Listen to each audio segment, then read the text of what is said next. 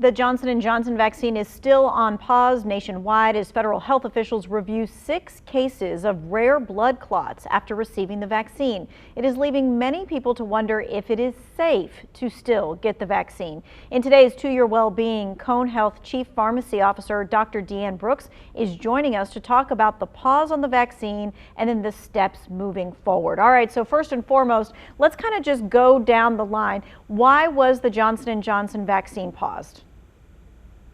So the Johnson & Johnson vaccine was paused because it was found that in 6 women developed blood clots that are a very rare type of blood clot.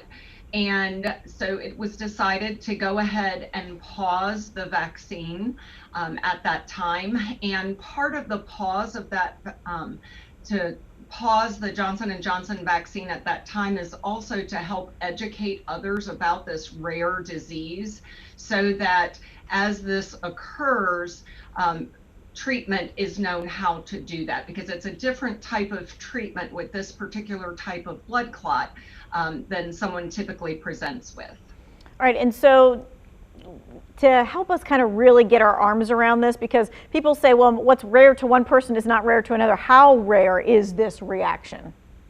Yeah, so it's really more than 1 in a million. People are more likely to get struck by lightning than to get this particular side effect. But it's a side effect that we need to be aware of so that we know how to treat the patient if we know that they have received a Johnson & Johnson vaccine within the last 3 weeks. Okay, and you're saying 3 weeks, because right now we're saying if you already received the J&J vaccine, what should you do? Should you be concerned? Yeah, so again, it's very, very rare.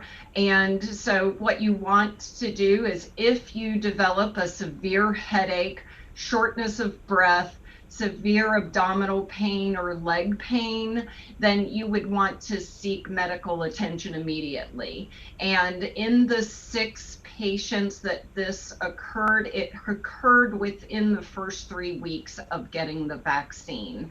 And so anytime during that period of time, you would want to let your healthcare provider know that you received the Johnson & Johnson vaccine. All right, so we're thinking that it's kept to that 3 weeks. But of course, if you had any of those kinds of symptoms after 3 weeks, you should still contact your doctor.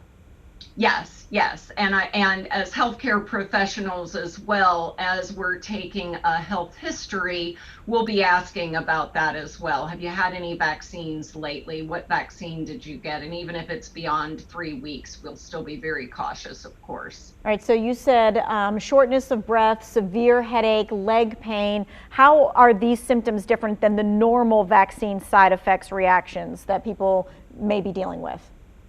Yeah, so the typical side effects that we see from the COVID-19 vaccines are feeling of just fatigue, just feeling blah, don't want to get out of bed. We also are seeing soreness in the arm after the injection. Sometimes folks can have a headache, and those are the typical signs, not so much the signs of having a blood clot. All right, so could this reaction, the same blood clot reaction, occur with the Pfizer or Moderna vaccines? Why or why not? We have not seen that happen, and they are different vaccines in terms of the technology of how they have been created. So the Pfizer and the Moderna vaccine are both messenger RNA vaccines, and the Johnson & Johnson vaccine is called a viral vector. So it uses a virus called the adenovirus that actually holds that piece of the virus that tells our bodies to make antibodies against COVID-19. All right, so not surprising, when people heard this news, they became a little bit more hesitant, some to get the COVID-19 vaccine. So what would you tell them, those who are, looking at these news reports and saying, maybe I'm considering not getting this at all? Yeah, so what I would say is the system is working. And as people say that they're concerned about the vaccine, there's also been some I'll say, concern about should we really have pulled it, or should the FDA and CDC have pulled or paused the vaccine with only 6 people out of 6.8 million. But it also shows that the system is working. There was an effect that was found that was unusual, and the right thing to do was to pause it and to study to determine what are the next steps with this vaccine. All right, so after the CDC and FDA investigation, if the results do show that the J&J vaccine is safe, should people feel comfortable about getting this as a vaccine option? Yes, I would feel comfortable getting this as a vaccine option, and I would share that with patients, and I would share it with my loved ones as well. Once we get the information back, but I can't make that determination until we get more information about what we found in terms of the full study of that. And we're thinking that it could be this week that we get that determination. Yes, that's what we're thinking, by Friday, that we'll learn more about that, and then we'll have some more information to share at that time.